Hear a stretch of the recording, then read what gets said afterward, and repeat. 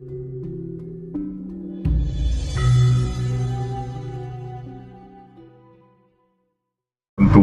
Nah, apakah pasca kemudian ini selesai nanti, tadi jenengan sempat menyebutkan tenggelam ya, peradaban Borobudur tenggelam dan lain sebagainya.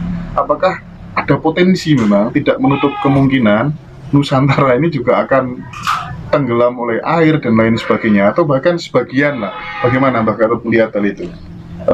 Begini, jadi kalau bicara tentang dikaitkan dengan Jongko Joyoboyo, itu menurut pemikiran saya, pemahaman saya, Jongko Joyoboyo itu sudah selesai. Sudah selesai. Sudah terjadi semua. Setelah merdeka kita selesai. Iya, itu menurut keyakinan kami. Nah, jadi mengenai musibah yang dikhawatirkan seperti dulu, tenggelamnya peradaban Atlantis, tenggelamnya peradaban Medang, itu tidak akan terjadi. Jika tidak akan terjadi, karena apa? Karena dulu itu paling sengsara, Jadi kalau kita pelajari betul sejarah pada masa-masa abad pertengahan itu, kita ini digempur habis-habisan oleh semua negara, digempur habis-habisan. Kita paling sengsara. Sudah berkali saya terangkan bahwa pada saat bangsa-bangsa di belahan bumi bagian barat keluar dari masa kegelapan masuk abad pencerahan, kita terbalik dari masa pencerahan masuk abad kegelapan. Jadi kita paling sengsara. Nah, untuk itu kita yakini bahwa justru kita nanti yang akan selamat. Kita yang akan selamat. Kita justru yang akan selamat karena semua itu akibat mereka menggempur kita. Akibat dari mereka menenggelamkan peradaban kita. Akibat dari mereka itu sangat mentolo pada kita. Itu artinya Mbak Gatot ingin memberikan sebuah pesan secara eksplisit bahwa kejadian ini akan berakhir menjadi titik balik kejayaan Nusantara. Betul, iya. Jadi coba sekarang rasakan bahwa kembali ke jati diri bangsa itu sudah nampak. Karena menurut siklus ya, demikian kita membentuk jati diri sebagai bangsa. Ribuan tahun, ya, bahkan jutaan tahun, di mana masing-masing bangsa itu sulit untuk berkomunikasi karena alat transportasi komunikasi belum seperti sekarang. Nah, itu pada masa setiap bangsa membentuk jati diri. Nah, setelah mapan jati diri ini kuat, terutama di Nusantara ini, masuklah bangsa asing. Dan itu pada abad pertengahan, bahkan diawali dengan bahasa Dravida itu dari India, terus masuk. Nah, akhirnya peradaban itu masuk, bahasa-bahasa itu masuk melalui dengan peradabannya. Maka di dalam otak kita ada memori peradaban dari asing itu. Ini berjalan, memori itu berjalan. Sementara orang mengatakan berjalannya linear begini, tambah lama tambah jauh. Ternyata tidak. Berjalannya memori ini melingkar, akhirnya menyentuh kembali kepada memori jati diri. Nah, jadi pada masa-masa katakanlah 10-20 tahun yang lalu, seolah kita sudah jauh dengan peradaban asli kita, tapi ternyata enggak, malah melingkar gini di depan kita sendiri. Sekarang jati diri itu di depan kita masuk ke situ. Nah, ini sadar kita nanti akhirnya. Nah, kesadaran ini akan tumbuh rasa persatuan sehingga menimbulkan kekuatan sebagai bangsa. Itu malah begitu menurut pemikiran saya. Jadi gini, saya ada dua hal yang kemudian ingin saya tanyakan ke Mbak Gatot ya. Karena orang ini kan, orang miskin ini sudah tercekik ya kan, banyak orang di PHK, banyak orang sengsara gara-gara kejadian seperti ini yang mungkin bagi orang yang suka berpikir ini bukan sesuatu yang terjadi dengan sendirinya.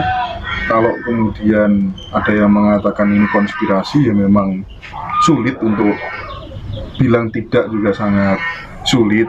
Cuman orang ini sudah kadung ketakutan, khususnya orang-orang di bawah. Bagaimana cara saya supaya kemudian bisa selamat, tidak menjadi korban dari wabah ini? Nah, itu kan pertanyaan mereka yang paling fundamental itu, Mbak Gatot. Yang kedua, ciri-ciri apa yang menunjukkan bahwa virus ini atau kejadian seperti ini itu akan segera berakhir berdasarkan teori siklus. Kira-kira tanda-tandanya apa gitu Mbak Gatot? Begini, jadi musibah ini memang dirasakan oleh semua umat manusia di muka bumi ya, yang mengganggu aktivitasnya. Tapi satu yang harus kita rasakan dan kita sadari, kalau soal sandang, pangan, papan, kita tidak kurang. Coba rasakan aja. Meskipun ada virusnya. Iya, kan buktinya kan begitu kita ini. Di Nusantara, di Indonesia ini, kalau tentang sandang, pangan, papan, tidak kurang kita. Hanya kebutuhan yang lain, karena ini terlanjur masuk ke dalam peradaban Barat ya, iya, di mana kita butuh mobil, kita butuh berwisata, kita butuh ke restoran, kita butuh ke mall, kita butuh berterima wisata kemana-mana. Ini yang terganggu karena kita sudah masuk kepada peradaban seperti itu. Enggak, artinya alam ini menginginkan manusia Nusantara ini kembali kepada jati dirimu yang asli, tidak ikut-ikutan bahasa lain begitu atau bagaimana? Nah, belum sampai ke situ pemikiran saya. Gitu ya? Iya. Cuma kita harus juga bersyukur kepada Tuhan bahwa kalau hanya soal sandang, pangan, papan kita tidak kurang. Nah, ini mungkin di luar negeri berbeda. Justru yang terganggu sandang, pangan, papan ini. Lah kita dalam dekade 30 tahun, 20 tahun yang lalu sudah mempunyai kebiasaan untuk berterima wisata, masuk mall, untuk berhura-hura ke kafe, ke night club dan sebagainya itu, sehingga ini yang terganggu. Padahal kalau cuma soal sandang, pangan, papan kita tidak terganggu daripada bahasa yang lain. Nah ini yang harus kita sadari betul. Jadi sehingga kita tetap harus bersyukur kepada Tuhan, harus tetap bersyukur. Nah tentang pertanyaan kedua, tanda-tanda tadi itu kembali ke jati diri itu kelihatan betul, terasa di masyarakat itu. Kita mulai sadar sebagai bangsa, sadar hidup berbangsa, bernegara, berbangsa, sadar kita sebagai bangsa. Ini alam. Nyun sewu, bukan karena ini anjuran dari para elit, bukan. Konkretnya bagaimana Mbak? Sadar terhadap jati diri itu bentuk konkretnya seperti apa kira-kira? Mulai timbul kerukunan kita. Tidak lagi membeda-bedakan apa itu etnis, agama, sudah mulai tidak membeda-bedakan. Iya, mencari sela-sela tentang toleransi, mencari sela-sela tentang kerukunan. Kita ini sudah mulai. Jadi serangan-serangan yang ingin memecah belah kita sudah angkat tangan, sudah tidak keras dan tidak akan berani. Kita mulai sadar. Nah, terutama menyangkut cara kita masa lampau di dalam kita ini berhubungan dengan Sang Maha Pencipta. Itu kita pakai semua, sudah memakai kita. Dan kita berusaha mencari persamaan dari perbedaan, walaupun itu agama. Ini sudah kembali ke jati diri. Nah ini bukan karena elit, bukan karena kaum teknokrat, kaum politik, tokoh, bukan. Mereka tidak bicara seperti itu. Alam. Iya, alam sudah muncul sendiri di masyarakat, terutama tingkat bawah. Nah ini ranahnya kita bicara masalah meditasi, semedi. Nah itu nanti tahapnya keduanya itu. Ketika kemudian masyarakat sudah benar-benar kembali kepada jati dirinya masing-masing. Iya. Jadi diri bangsa. Ya? Oh jati diri bangsa. Iya. Ya kan? Ini kan jenengan tadi sudah mengatakan ini sudah mulai gitu kan. Nah bisa nggak kemudian dari dari teori siklus kira-kira corona ini sudah masuk atau sudah berjalan, kalau di persentase itu sudah 80%, 75%, atau baru di angka di bawah 50%, sehingga kita tahu suwe kira-kira gitu maksudnya Mbak. Mbak kalau sampai menghitung dalam persentase itu saya tidak paham ya, tidak paham. Cuma gejala-gejalanya itu nampak seperti itu. Ya kita tidak perlu khawatir karena kita terselamatkan.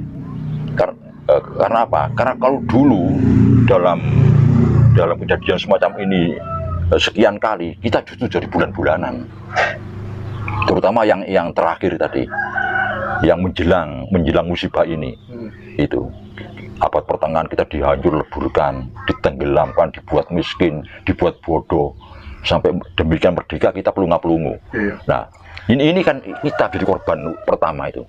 Nah, kita akan sabar, bertahan terus. Nah, inilah yang kira-kira Tuhan akan apa ya, bersama kita. Iya. Tapi berdasarkan apa tuh namanya pengalaman Mbah Gatot ya, melihat sejarah masa lalu dan lain sebagainya. Karena ini buahnya Mbah yang mengatakan nanti Pulau Jawa akan terbelah. Kita kalau ke Jakarta itu nanti akan naik perahu, nyebrang dan lain sebagainya. Karena lempengan bumi sudah begini, begitu dan seterusnya. Nampaknya menurut Mbah Gatot itu bagaimana? Tidak akan terjadi. Tidak akan terjadi. Yakin dia, Mbak? Tidak akan terjadi. Iya. Tidak akan terjadi. Tidak akan terjadi. Malah sebaliknya, kita akan menjadi jaya. Justru Kita yang jaya. Iya. Tanda-tanda itu ada. Bahwa corona ini kemudian memang berimplikasi negatif kepada masyarakat Indonesia, tapi ada yang lebih parah yaitu negara-negara yang lainnya di luar Nusantara ini ya, Mbak. Betul. Karena sandang, pangan, papan kita tidak kurang. Sangat cukup. Iya, sudah cukup. Meskipun saudara-saudara kita yang tukang becak itu kehilangan mata pencahariannya, Mbak. Tidak terlalu. Dia dapat bantuan kan dari desa. Oh, iya. Terus bantuan terus. Sampai masalah pangan berlebihan. Waduh, iya. Kita harus bersyukur itu. Jadi jangan lepas kita syukur itu. Jangan lengah, kita harus tetap bersyukur itu. Kalau tadi yang disampaikan Mbak Gatot itu kembali kepada jati diri bangsa. Untuk manusia pribadinya apa yang harus dilakukan? Karena khawatir terus. Nah, ya tetap membina kerukunan. Itu syaratnya. Membina kerukunan ini suatu bentuk tobat kepada Yang Maha Kuasa bahwa kita ini salah, terpecah belah itu salah. Supaya tidak merasa paling benar. Nah, kalau itu yang membuat musibah. Karena merasa berbeda itulah. Merasa berbeda dan saling menghancurkan, saling menguasai. Ini yang menimbulkan musibah. Merasa paling besar. Iya. Nah, coba dari Perang Dunia I, ya, Perang Dunia II, ini kan sudah berapa korban ini? Nah, sampai sekarang ini setiap kali terjadi seperti ini dijalur dengan perang, vandalisme, terus sampai kepada tadi saya terangkan tentang pengungsian rakyat dari Babilonia, Kanaan tadi itu. Nah, ini terjadi yang menurut pendeteksian para ilmuwan yang ketiga. Sebelum itu kita tidak bisa mendeteksi, ilmuwan tidak bisa mendeteksi itu.